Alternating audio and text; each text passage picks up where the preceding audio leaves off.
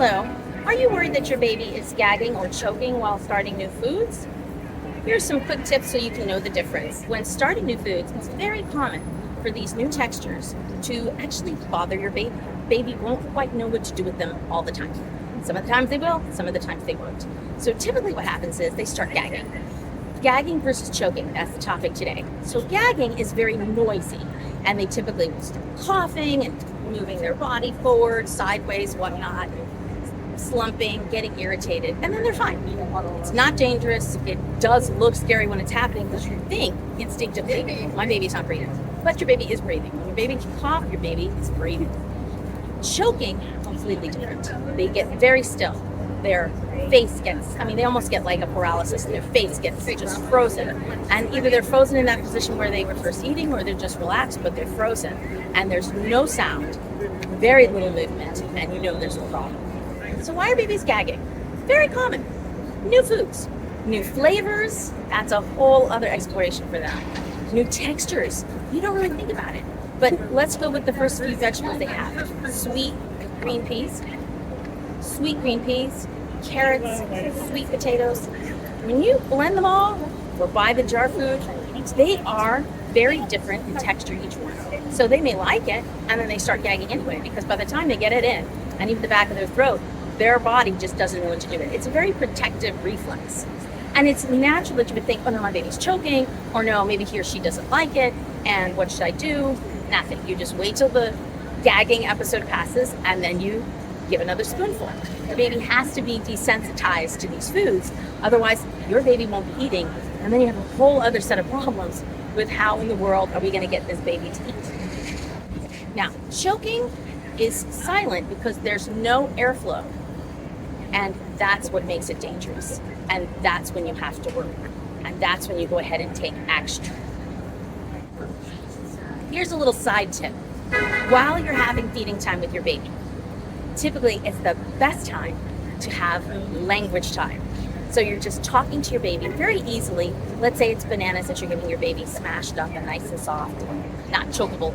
And there you go, and you're like, here, baby, look, oh, mommy loves these bananas. They're so sweet, they're so yummy. Look at that. Oh, look, you didn't finish it quite. You're scooping up left. Mama's going to give you a nice fresh spoon. More bananas coming up. Look at that. And you just keep talking that way. And they're hearing yummy, and they're hearing banana, and they're hearing spoon, and they're hearing mommy. And in the course of all the foods, you might have 500 words or so that you're using as you're talking to your baby. What's the benefit of this? Feeding is actually learning time. So they're learning how to use their tongue, from a tongue thrusting while they're breastfeeding or while they are bottle feeding, to lifting that tongue up and pushing the food back. So they're just lifting and pushing it back into the back of their throat. So what does that mean? It means they're using their tongue muscle, they're learning how to use their cheeks, they're learning how to use their neck muscles, also posture, sitting up better, and they're starting to learn to use their shoulders and their upper back muscles as well. That's not the only way they can learn. While you're actively talking, if you want your baby to have great speech, you just talk to them through every activity, especially feeding time. So how can you prevent or stop worrying about a choking episode? Number one is feed your baby without any distractions. That means no TV on, no cell phone on the side, no phone calls. You want to have that one-on-one where you are looking at your baby and being very in tune. So that way, when they're gagging a little bit, you just pause, you talk them through it and say, oh yeah, that's a little bit rough, look at that. Okay, you're going to be okay.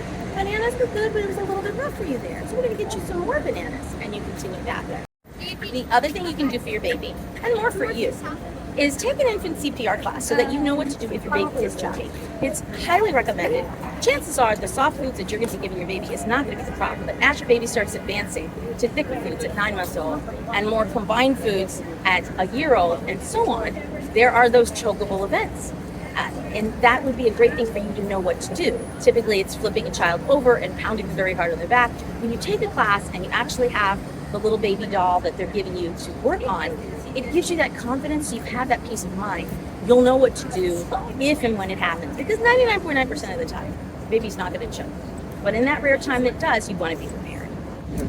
Last tip, there's certain foods you want to avoid to prevent choking hazards for your baby. Not so much when they're starting solids at 6 months old, but more so when they start getting into the thicker range at 9 months, even more combined foods at a year, and then talking about adult foods. So you want to avoid anything chokeable. What are things that are chokeable?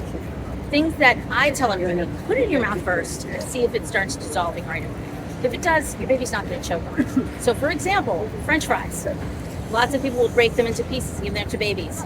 We once had a situation where I was in a McDonald's, and guess what? There was a little 1.5-year-old that was choking on a fry, started turning blue, and I had to step in and help out. And basically mom knew we are never going to give our baby French fries again. They have to really be able to chew thoroughly and swallow. And that doesn't happen until a lot later. Other things are grapes. You want to cut them up into little pieces. And otherwise, a whole grape can get easily lodged and they can choke and they can die. It's very hard to get these small fixed pieces out. Other things are hot dogs. People will give hot dogs to their babies. It's not the healthiest food, but if you're giving hot dogs to your baby, it's not going to hurt. Everything in moderation. You really want to cut it up into tiny pieces because one little, square cube of hot dog, that's it. It's really hard to get out. So those are just some examples. Also, they have these mesh bags, so you can put different fruits in, like strawberries. Guess what? Your baby can choke on a strawberry, even though it's very soft. A watermelon, not so easy because it is so watery and it starts breaking apart in your mouth very easily. So just think about that. First try it, and then you can give it to your baby. And they do have these mesh bags if you want your baby to have the taste of it. But honestly, you don't need to. Just go ahead and feed your baby and have fun with it. I hope you found this helpful. Please subscribe to the channel. Follow me on my other social media accounts. I also have a podcast that you might be interested in. Simple enough, Dr. Silva Kids Grow Podcast. You can also follow me on my website, drsilvakidsgrow.com.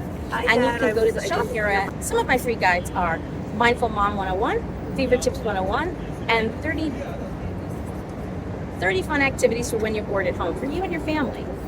You can also go to the training section and check that out as well. Until the next time, be kind to yourself, and bye-bye.